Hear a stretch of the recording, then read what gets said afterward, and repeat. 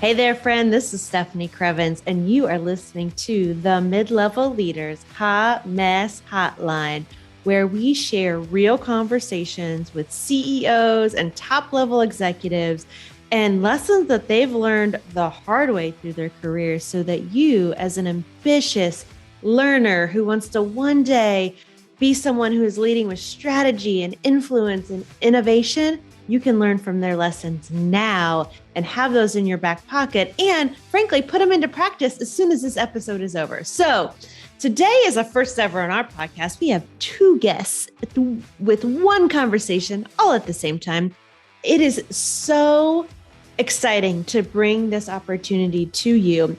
Sean Murray is bringing a story from the 80s to life and the lessons learned in a new way. And his new book is out now. It is called If Gold Is Our Destiny, How a Team of Mavericks Came Together for Olympic Glory. Sean is the founder and CEO of Real Time Performance and has over 20 years of experience in leadership and organizational development. Currently, he helps organizations unleash the human factors that drive business success. So now you know why we're friends. We're both doing the same great work with groups across the country. He has facilitated programs in leadership, inclusion, decision-making, team building, and innovation for some really big names like Amazon, Apple, Microsoft, Johnson & Johnson, FedEx, Nordstrom, all the good places. Sean is bringing the story to life of Doug Beal and this gold medal winning Olympic team. Doug is now the former executive director of USA Volleyball, serving in that role from 2005 to 2016. Prior to that, he really served in a ton of different roles with USA Volleyball, including 2 stints as the head coach for the men's national team, including from 1976 to that fateful day in 1984 that we're going to talk about in a minute. And that was his first gold medal. And then he came back in 97 to 2004. He's also coached professionally in Italy and served as the head coach for Ohio State University, or as I should say, the Ohio State University, I know better, and Bowling Green. He was also a player on the national team from 1970 to 1976. So this man knows volleyball. This man knows executive leadership. And we're going to dig into a conversation about how he and several other key team members in the early 80s to 1984 brought this group of talented individuals together to truly form a team to do something very, very special. Let's dig into this conversation, my friend. All right, my Gen X friends, we have some amazing special guests with us today, Doug Beal and Sean Murray. And we are going to talk about this historical event and something that really changed the future of so many people in what seemed like one game. And it wasn't just one game. And it's based off this new book by Sean Murray called If Gold Is Our Destiny, How a Team of Mavericks Came Together for Olympic Glory. So spoiler alert, in the book, 1984, the men's volleyball team representing the US of A won the gold. They were the underdogs by a long shot, but because of their preparation, they came together in a way that nobody expected to take it all. To win the gold in the Olympics is an amazing feat, but Sean is bringing to life Doug's story, the team's story, the other folks that were part of their success. He's bringing that to life in 2022. And Sean, I want to know from you, why this book? Why now? Well, Stephanie, the book is really a journey to my goal in writing the book was really to tell a story that would allow readers to learn about leadership and about teamwork and team building. And, when I set out to write a book 4 or 5 years ago, I wanted to write a book about a team. I didn't know what team I wanted to write about, but I wanted to write a book about a team that would offer some lessons on how to lead and how to be good teammates. And the reason I wanted a story is human memory is story based. People learn through stories, and absolutely people connect emotionally to stories. And I didn't just want to write a book about, here's Sean Murray's 5 elements to building a great team. I wanted to tell the real story of a real team. And I thought about different sports teams and dynasties. I thought about teams in business, from Amazon or from Google, and I even thought about exploration like Shackleton and the moon landing. And it occurred to me there's a team right underneath my nose, a team that I had a personal connection to that had one goal, which is the team you just mentioned, the 1984 USA men's volleyball team. And my father was one of 2 team psychologists that helped Doug Beal, the head coach, and his coaching staff, and helped the players with what I call the team dynamics, or the culture, the internal motivations, the goal setting, how they work together. And so I knew a little bit about this team. I was there in 1984 when they won gold at the Los Angeles Olympics. I was 13 years old. Obviously, I looked up to this team. Literally, they were 6'3", 6'4", 6'5". I was 4'5" or something. But, they were just larger than life in a lot of ways in my memory, and very inspiring. So I called up Doug Beal one day, and he happened to be close to retiring from USA Volleyball, being the executive director. And I said, Doug, I'd like to write a story about this team. And he said, are you sure you want to do that? That's kind of a big thing. Maybe you want to write an article. Maybe I should have taken you up on the article, Doug. But I said, no, I want to write the book. And so he said, okay, I'm going to have more time. And he introduced me to a number of the players. I was very lucky that his partner and the assistant coach, Bill Neville, lives in Seattle, and I live in Seattle, and that was a great connection. And I just started interviewing the teams. And the more I learned about this team, Stephanie, the more amazed I was about their story. And the one thing I knew about their story that kind of intrigued me to write the book was they had gone on what's called an outward bound experience before the Olympics. They did a 3-week outward bound course through the mountains of Utah in the middle of winter. And I didn't know much more about that, but I knew through my father's connection that it happened. And that also just added another little mystery to, okay, well, what was it about this team? Mm-hmm. Oh, that's fantastic. Doug, I'd love to hear from you. Oh gosh, so many questions. Where do I start? So you were the head coach, you were the mastermind behind all of this.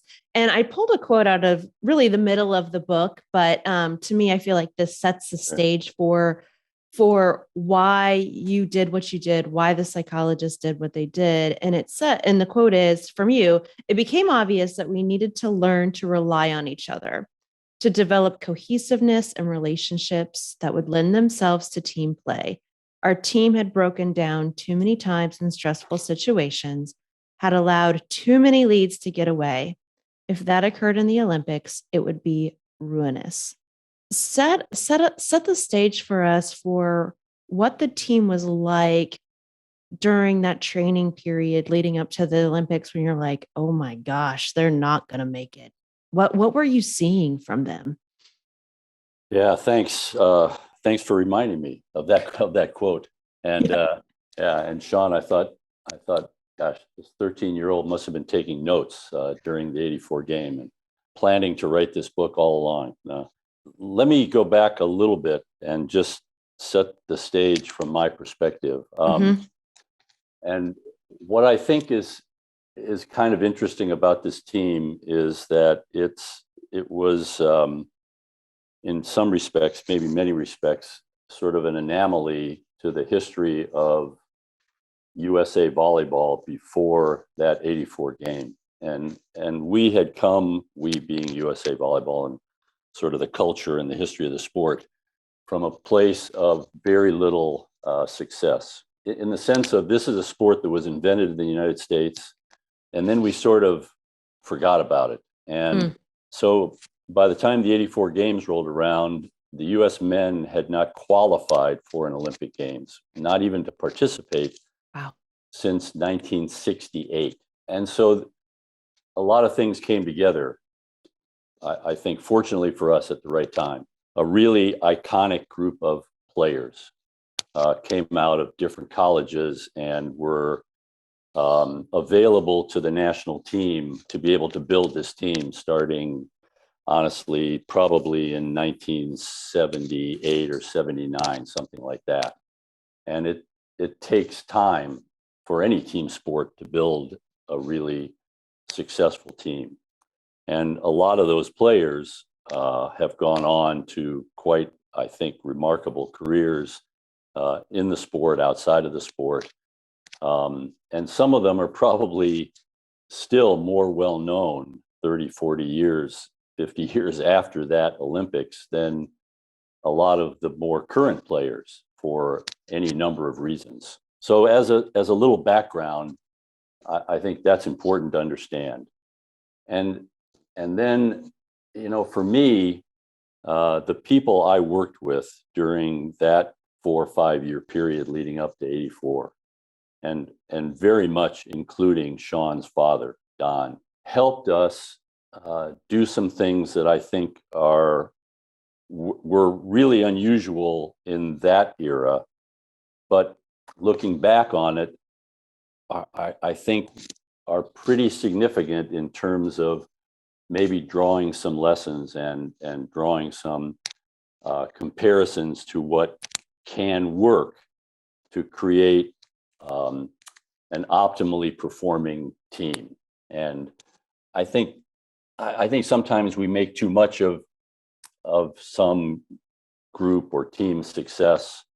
That's sort of for others to sort of decide. I'm not sure I'm the best at saying that or not saying that or drawing that conclusion. But I don't know, we took this group of really talented people who had very different backgrounds. And during a couple of seasons, we weren't progressing the way I and the other staff thought we should. Mm-hmm.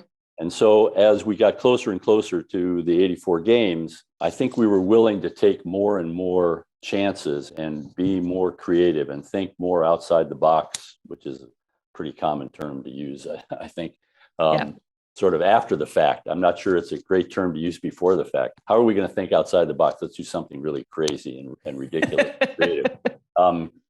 And Sean mentioned this outward bound experience, which sometimes I think it's in a sense been blown out of proportion because it was one part of thinking outside the box and how to create a really efficient, well-functioning, high-performing group team. But certainly for me and I think for the other staff, it was pretty critical. It was pretty important. So also a part of that culture and history of volleyball at that time was players who came from different parts of the country rarely interacted.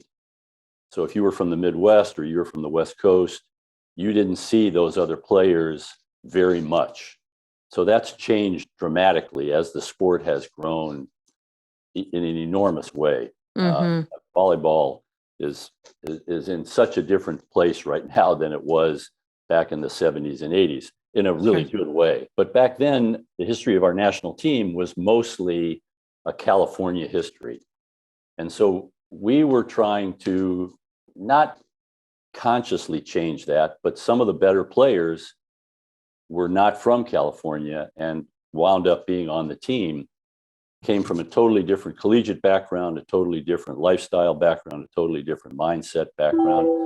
And how do you get them to work together, to respect each other, to acknowledge the role that they play, I think is directly part of leadership, team performance, high performing groups, et cetera. So that's sort of my background. And can I ask you a quick question? But what I heard in there was you brought together talented individuals. Was there an assumption on y'all's part that a group of talented individuals would more easily become a high performing talented team because of the individual players?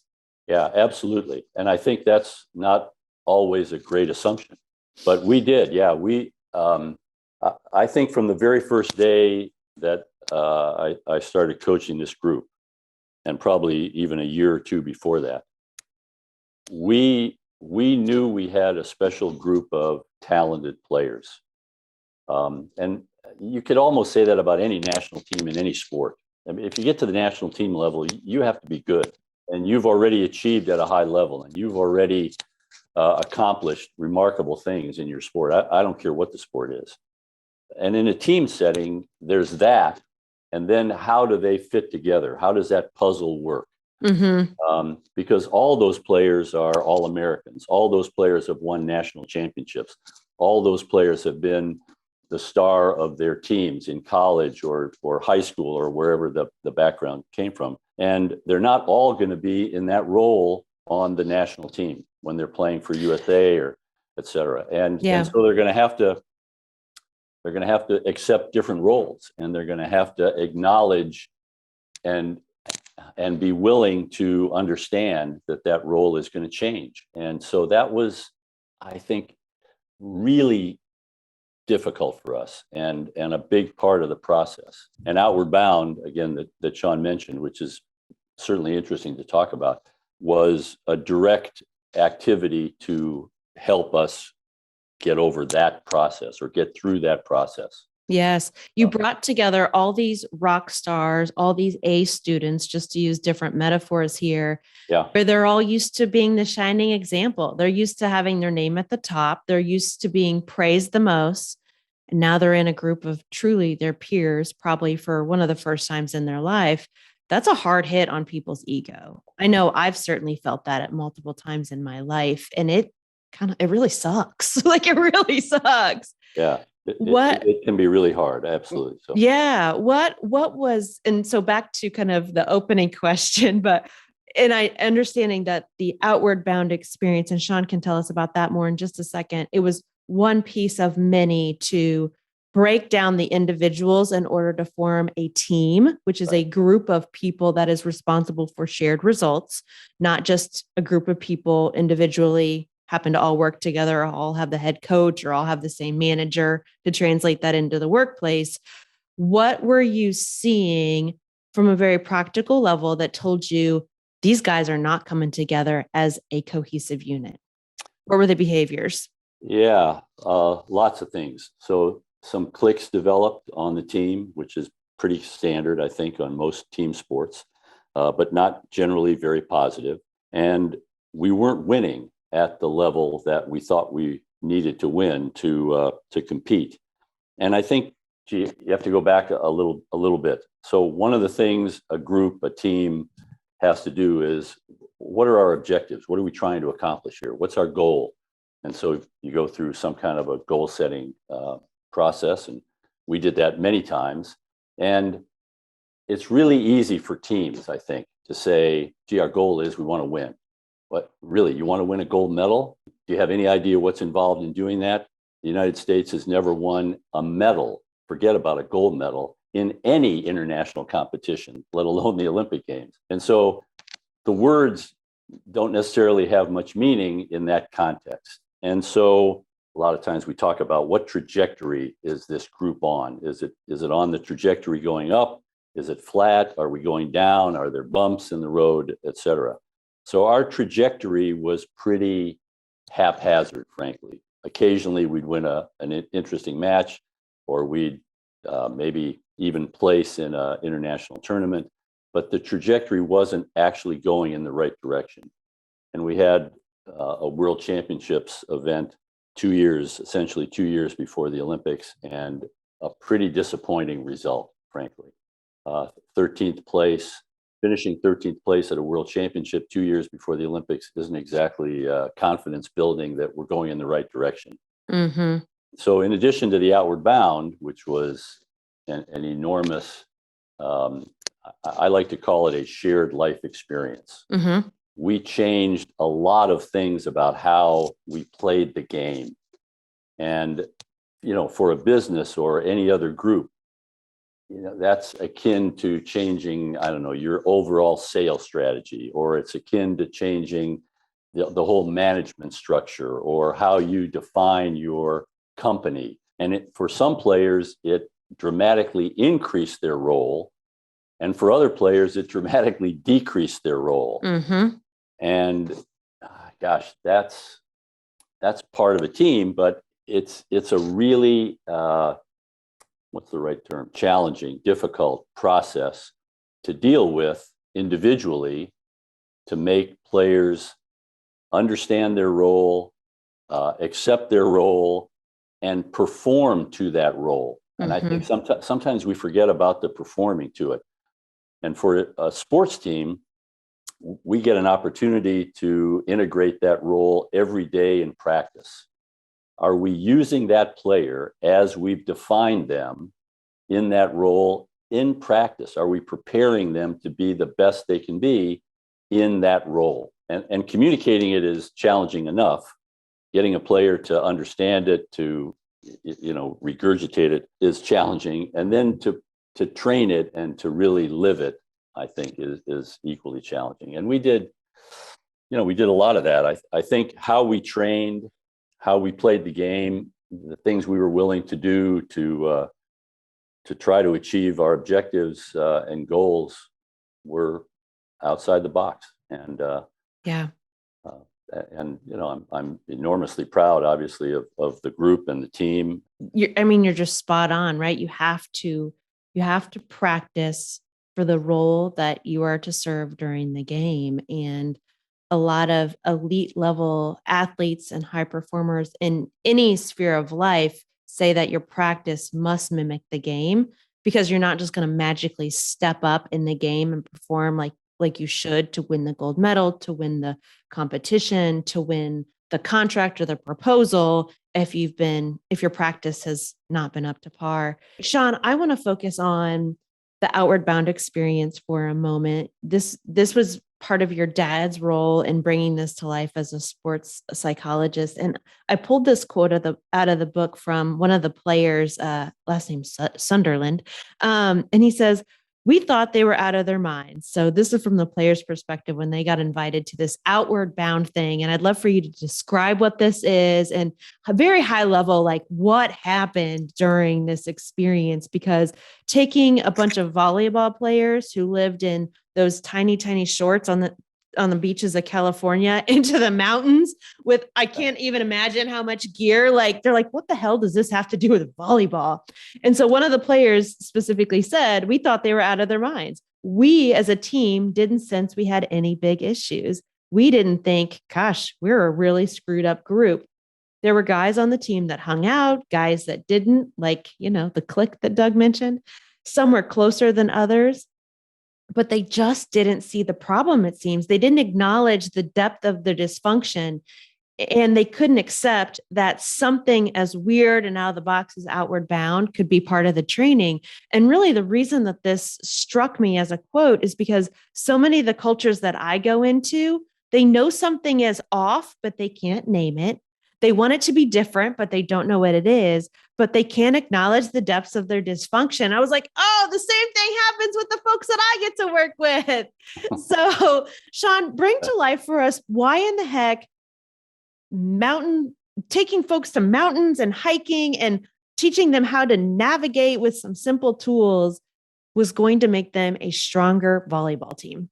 Well, okay, a couple things about this situation. I mean, and one, just to talk about the different perspectives of the players versus the coaches versus the psychologists. Yeah. I think the players were very close to it. Maybe just didn't see some of the dysfunction that the coaches were seeing.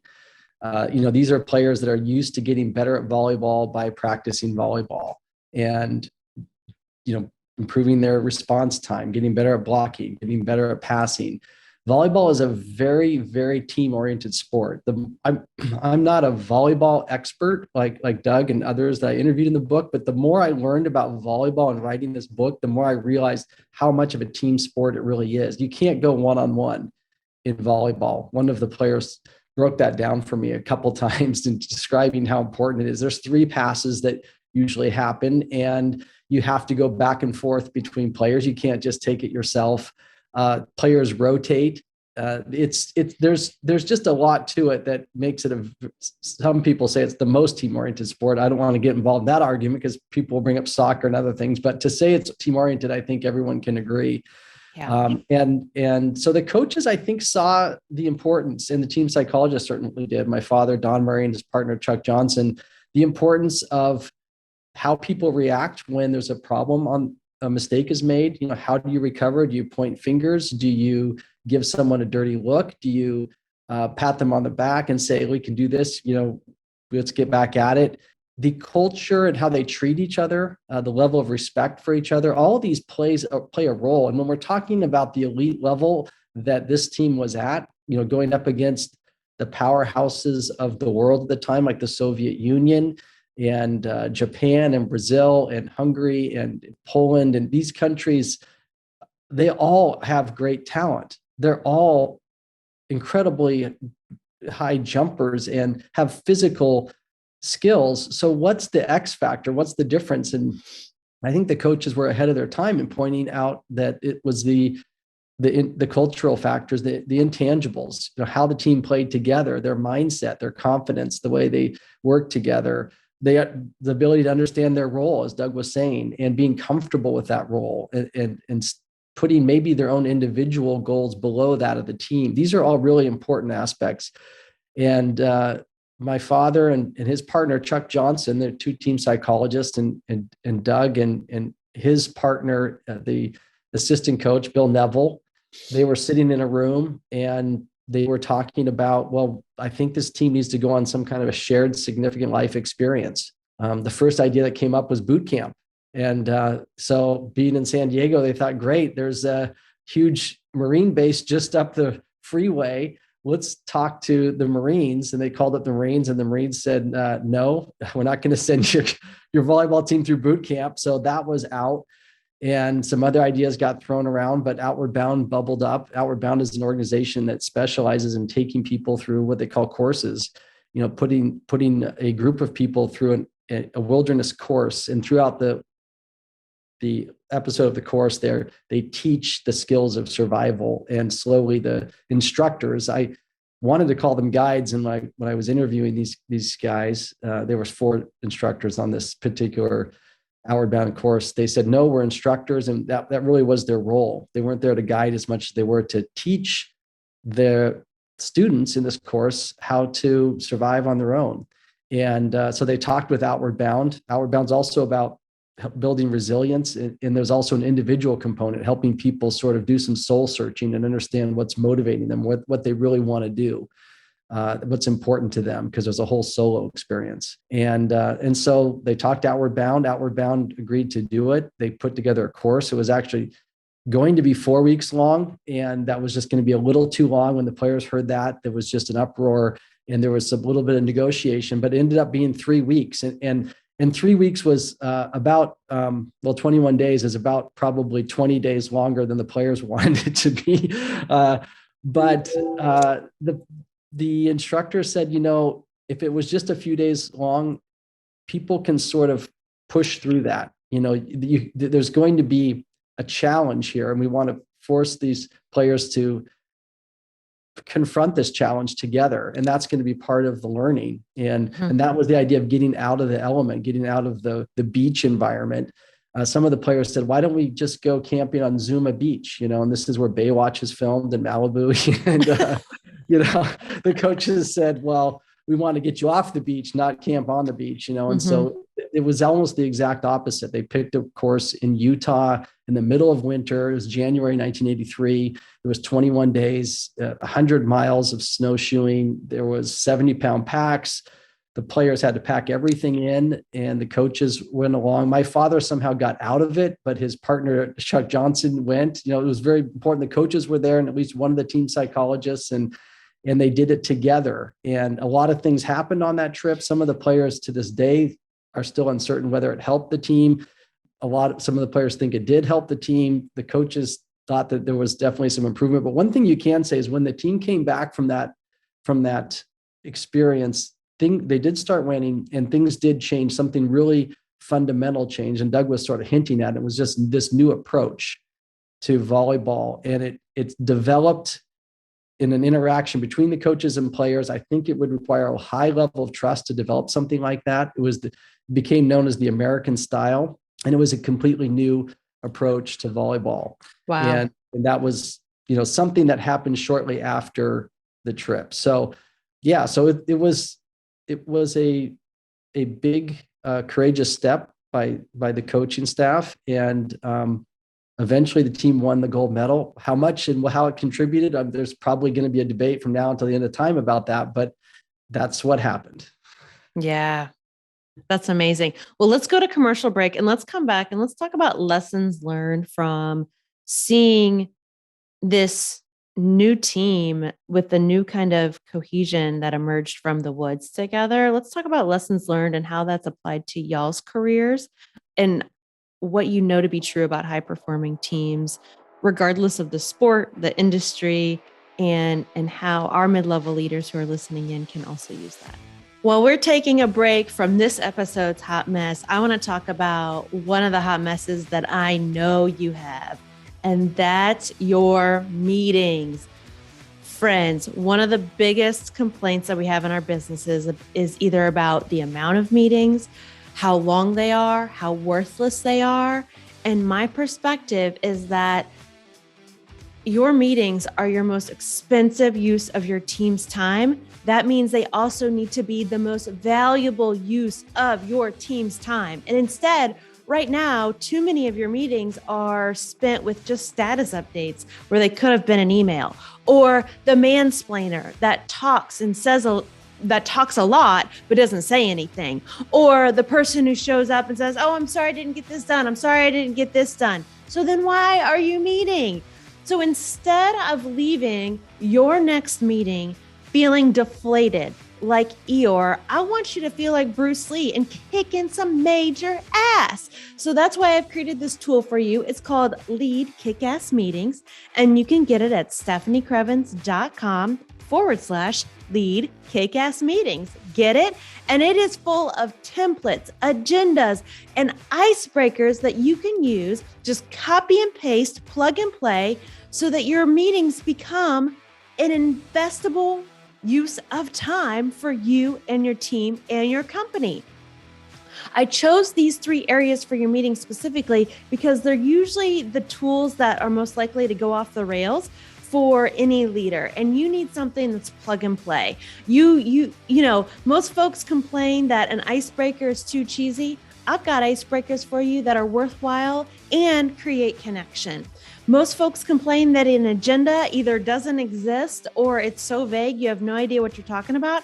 I've got agendas for you that are useful from the get-go. And I've got some templates and tools and processes that you can use. Again, just send it out to your team to make the meeting as valuable as possible. All right, my friend, that's what I have for you. I want your next meeting to be worth $1 million, right? It's costing your company a lot of time and money. It's costing you a lot of frustration. Lead Kick-Ass Meetings. Go over to the landing page. It's just stephaniecrevens.com/lead kick-ass meetings. Put in your email. You'll get that tool delivered right to your inbox, and you're going to be a meeting hero as soon as you put those into practice. All right, now let's get back to this episode's hot mess. All right, Doug, fill us in. What was it like specifically on that Outward Bound experience? You know, I think first, I think Sean did a great job of describing this. So a couple things jump out at me years later, obviously. I think number one, the players had a different perspective on what I and the staff were willing to do to try to achieve our objectives. You know, I think doing things outside the box is a valuable thing for a leader or the head coach or whoever it is. I think you have to be willing to risk failure. It's really important. Or you're just sort of doing what everybody else does at some level. So that kind of occurs to me. Secondly, a huge priority for this Outward Bound for us was to do exactly what Sean mentioned. Everything had to be completely different from the environment that the players were comfortable in. They needed to be uncomfortable in an environment that they had no prior skills. And so the ranking of the status of people all of a sudden could change. It isn't who's the best volleyball player, who's the best hitter, who's the best blocker, who's the best server. Now it's somebody who's the best cook out there in the snow, who can put the tents up in the best, quickest way in the snow, you know, who can fix the snowshoe that breaks because the players foot size is a 14 and the snowshoe only works for a size 12 or something. Who can read the map? Who can follow the compass? And we got lost, I don't know, 5 or 6 times. There were days we never saw the instructors, and other days when they were right there with us almost the whole time. We did some rock climbing, belaying, and a player who had really pretty low status became the best at that. And so when you're rock climbing, I'm not an expert, but you want somebody belaying you who's really good. And so a whole bunch of players gravitated toward this other player who had lower status inside the gym playing volleyball, but now is at the top. So it allows this group to see each other in a completely different way, in a completely different environment. Who complains more? Who doesn't complain? Who simply gets their task done? Who's dependent on somebody else? Anyway, lots of stuff went on. And I wanted to add one other thing. So Sean's mentioned Bill Neville, who is a fantastic friend of mine and, was assistant coach and incredibly important in this team's success. And he's one of the most intuitive people. And I use that word really specifically. Whether it's about the game itself, when do you call a timeout? When do you make a substitution? There isn't metrics all the time that define how decisions are made. You sort of feel it, and you have a sense of personalities, and their emotional level is high, their energy level is high, low, etc. Bill's just remarkably tuned in to that kind of relationship. And so the other assistant coach that we haven't mentioned yet, Tony Crabb, who is really impactful also, is sort of as different as possible. And just all about, are we doing things in the gym that are going to specifically lead to scoring more points? Do we have people in the right spot? And every moment that we're training volleyball, Tony's focus is, I want to compete, I want to play our system. Don't talk to me about anything else. And so for me, the point is, I want people who are sort of coming at me from different directions. So if I'm the CEO or I'm the head coach, or I want to hear the range of opinions. And Bill was hugely an advocate for this outward bound experience, this life-changing experience, I think. Tony was neutral, not against it, but he didn't have much involvement. Mm-hmm. And another exercise that we did was right before the Olympic Games. We took the team out of our training environment in Southern California, went to Pullman, Washington, and mirrored the games directly. That was Tony's concept that was also really significant for the team. And Sean writes about it really well, I think, also in the book. The fact that a whole bunch of our players 40, 50 years later are still talking about the outward bound experience speaks volumes to me about its impact on that group. And so it was significant. Yeah, I'd just like to add one more thing about outward bound that Doug kind of touched on, but this came out in the stories as I was interviewing players and the instructors, and it has to do with serving others. And this is an important part of outward bound. Everyone had a role out there. And as you're going through the day, you're getting close to, the players got close to putting up camp. Somebody had to put the tent up, as Doug was saying. Someone had to clear the snow out. Someone had to cook. Someone had to go gather firewood. And what that dynamic does is it forces you to serve your fellow brother out there. Mm-hmm. And you start to see each other, I think, in a different way, right? And Doug was touching on that. And I think that new refreshed sort of respect and understanding and looking at someone for the value they provide in a more holistic kind of human way and having empathy for each other, that translates to later on the court or in a business, when we're on a team, if we respect and understand each other and help each other in various ways, maybe even outside of work, when it comes time to deliver, to really up our game as a team, the bonds are there, the relationship is there, and the trust. And that's what allows you to achieve great things. And in this case, it was innovating a whole new way of playing volleyball. And I just want to get one more quick thing in about innovation, because there's one of my favorite quotes in the book is a story that Doug and Bill Neville tell about trying to learn from the Japanese. The Japanese program was at a high level in the 70s, late 60s and through the 70s. And so they had put out a number of these incredibly beautiful videos showing how to coach volleyball and how to bring and develop players in a way that leads to a gold medal. The Japanese won a gold medal. And it was very popular to copy that technique. And the American coaches went to the Japanese coaches and said, why are you doing this? Why are you putting all of your strategy and your tactics out there? And Matsudura, the Japanese coach, said, well, in a very Zen-like way, only the Japanese can play like the Japanese. And he went on to describe how it's sort of like a Xerox copy. You could try to copy what the Japanese are doing, but each copy is a degrading copy of the one before it.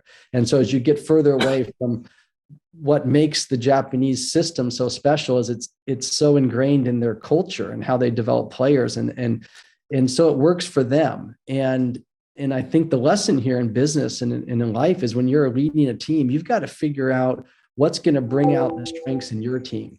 And that's what the American system ended up doing. And what Doug and Bill and the players developed was a system that accentuated the strengths. That they had this iconic generation of talent that grew up playing on the beach. They were quite different than the Japanese and then the Soviets at the time. These are very creative players that some of them jumped off their left foot and some of them were goofy foot, and some liked to come in and jump from the outside, and they like to call their own plays and they like to do their own things on the court, because on the beach there are no coaches. And so they grew up without coaches. And so they were pushing back on Doug, can we call our own plays?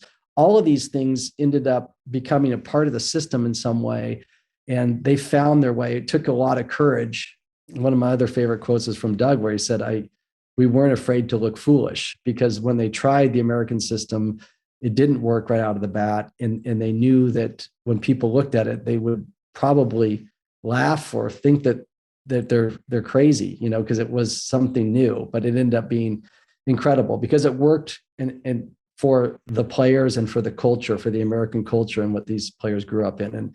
And that's really special. Yes. That is such a powerful lesson for everyone to learn. So thank you for bringing that up. That makes all the sense in the world to me.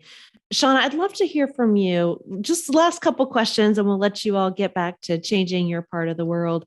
You started our conversation with, I wanted to tell the story of a team. I know this is part of your life's work is this teamwork, but let me also add this point here is you also mentioned you started this book in 2017, several years ago. And then because of beautiful serendipity that the universe always brings us, it's coming out on the heels of the global pandemic. And when more resilience than ever was required of so many people. And I believe wholeheartedly, this book is just a beautiful lesson in resilience, both individual and collective. What lessons have you brought into your own leadership, your own work since bringing this story to life? Well, a couple of them. I mean, one we've sort of hit on, but it's the importance of building relationships and trust within your team. Not everyone can go on an outward bound. Sure. I've told this story to people, and people love it. It's not just, I don't want to talk too much about outward bound. Not everyone can do, all the interventions that this team did to build that culture and trust. And this team lived and worked together for 4 years almost. We don't have the opportunity to always do that. And it sort of got worse in the pandemic because now we're talking through Zoom and we're not meeting each other around the water cooler or going out to have drinks after work or something. That just all went away. And I think we saw that with a lot of teams that over time, that's sort of, if you're not interacting in that way, the trust can sort of, the bonds can dissolve a little bit. So the importance of maintaining that, the human connection, the understanding, the empathy for one another, as a leader, you can do that by taking a little time at the beginning to make sure people are doing okay, or how are things going on in your life? How are your kids? How is your family? Let's talk a little bit about how we can help each other through this, because that's what it comes down to at the end of the day. To be a high performing team, we'll have to be there for one another. So that's one. And the other one, the other big lesson, we haven't talked about this one as much, but I call it talent versus commitment. And there are several examples from this era of players, very high performing players. In fact, the best player in the country about 1981, 1982, as Doug and Bill were forming this team, was extremely talented, and because of that had all kinds of opportunities to play professionally in Italy, to play on the beach, and there was getting pulled in a lot of different directions. And there were people that thought, well, if this player is not on the team, this team can't win. And Doug and his coaching staff eventually had to say, well, you commit to this team, you can go play in Italy, you can go play on the beach, but you can't also play on the national team. And it was a very, very courageous step to take. And there were people that thought Doug was crazy to make that decision. There were people that wanted to take the job away from him after that. There were parents that were upset. There were other players that were upset. And the team actually got better without the best player. Yes. And that is just amazing. Always true. Always true. Always. Yes. Yeah. Isn't it? You just sometimes doubt it. But when you pull a team together and everyone sees, okay, that person's not committed, they're no longer on the team, it created an opportunity for a couple younger players to step in. There was the youngest player on the team was a guy named Karch Karai. Maybe some of you have heard of him. He became sort of the Michael Jordan of volleyball and was voted the best player of the century, and is now the head coach of the women's team and just coached the women to their first gold last summer. And he wrote the foreword in the book, just an amazing person. I can't say enough about what he's accomplished in volleyball and beyond. But here was this player now kind of having a little more space to grow. A couple other players, Steve Timmons being one of them, that were sort of diamonds in the rough, waiting to blossom. And the interesting thing about the players that were there, they were all still committed to the team. The team goal came first.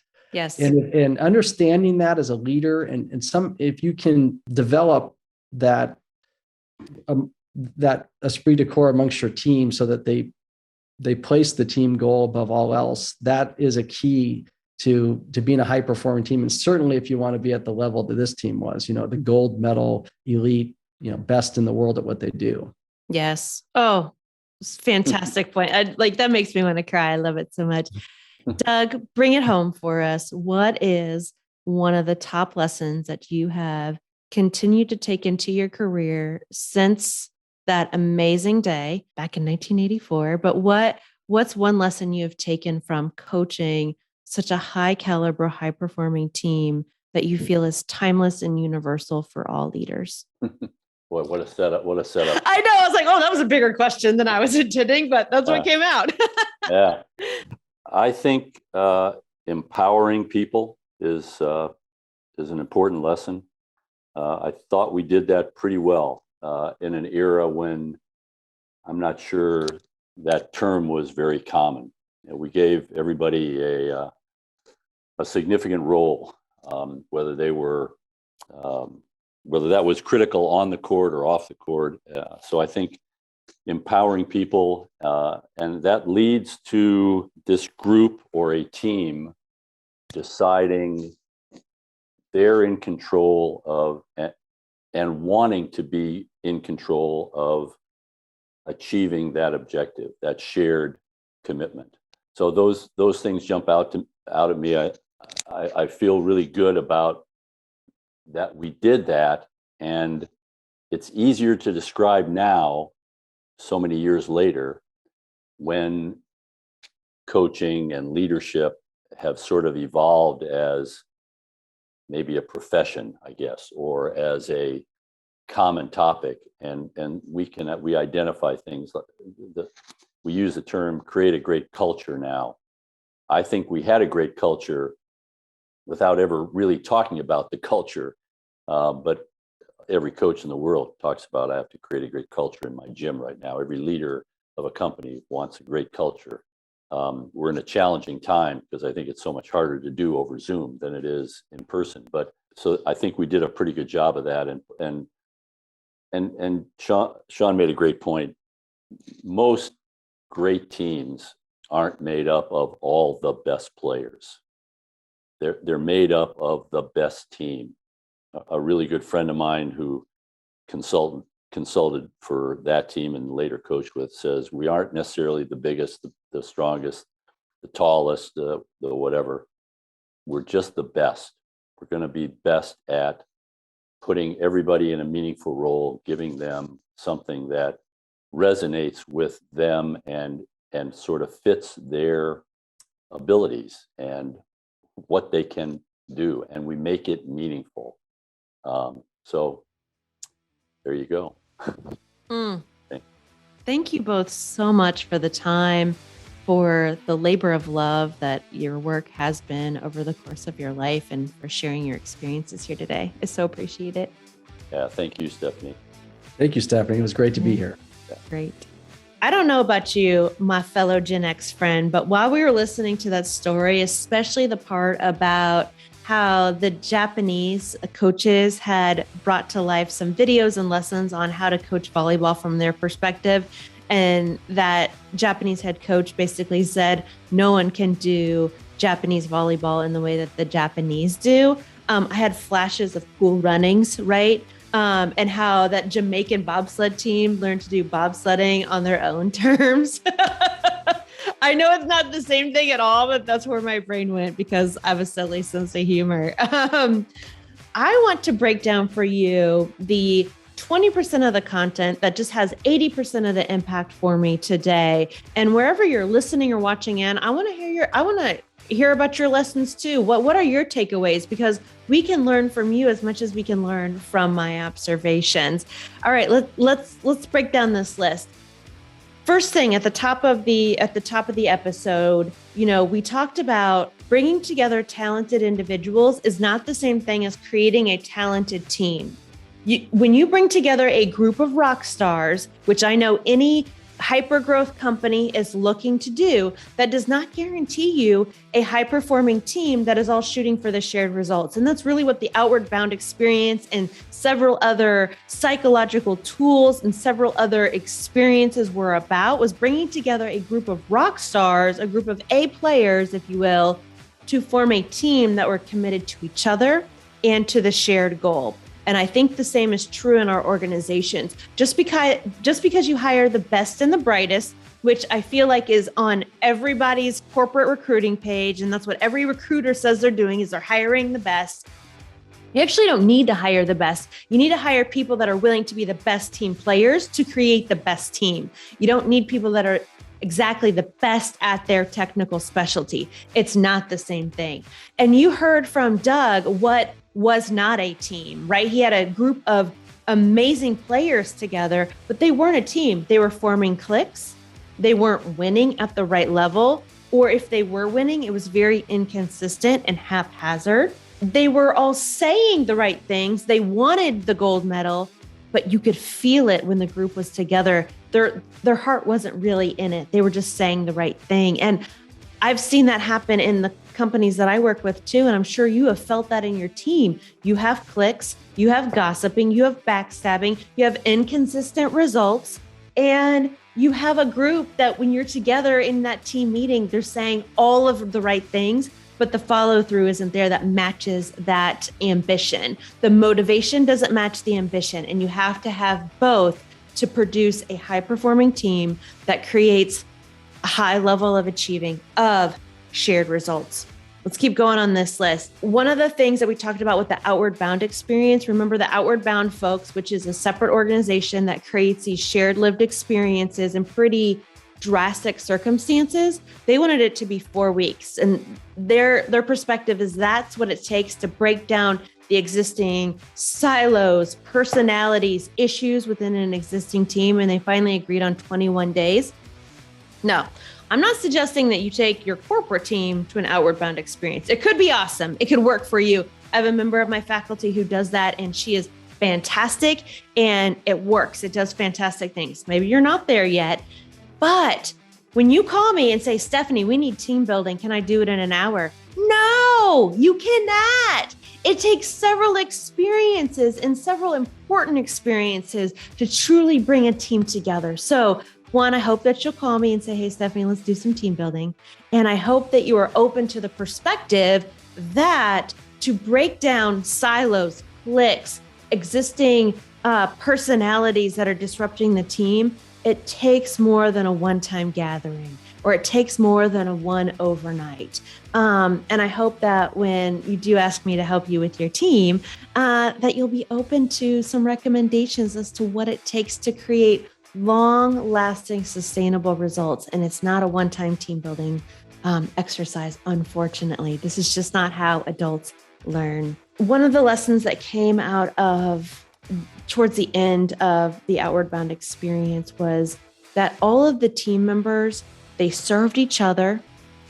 You know, they were willing to humble themselves, humble their own goals for the sake of the whole goal, of the team's goal, if you will. It increased their credibility. It increased trust. And I'm guessing after an experience like that, trust isn't even the right word. It's something much, much deeper than that. Almost like a sense of integrity within one team unit. If you can create that because they go through something hard together, what you have are team members that see the humanity, the value, the grace, the compassion in every other member of that team. That is really what a true team is about. And you can have that in your business just as you can have it on a sports team. I know that much to be true. Just so beautiful. And, you know, as Doug was describing the innovation really that they brought to this team to create the American style, I love the way he said that, because I feel like a high performing team is always innovating. Now we say think out of the box, which is kind of a business cliche, right? But they're looking to different experiences, resources, industries for inspiration to bring back to theirs to make them even better.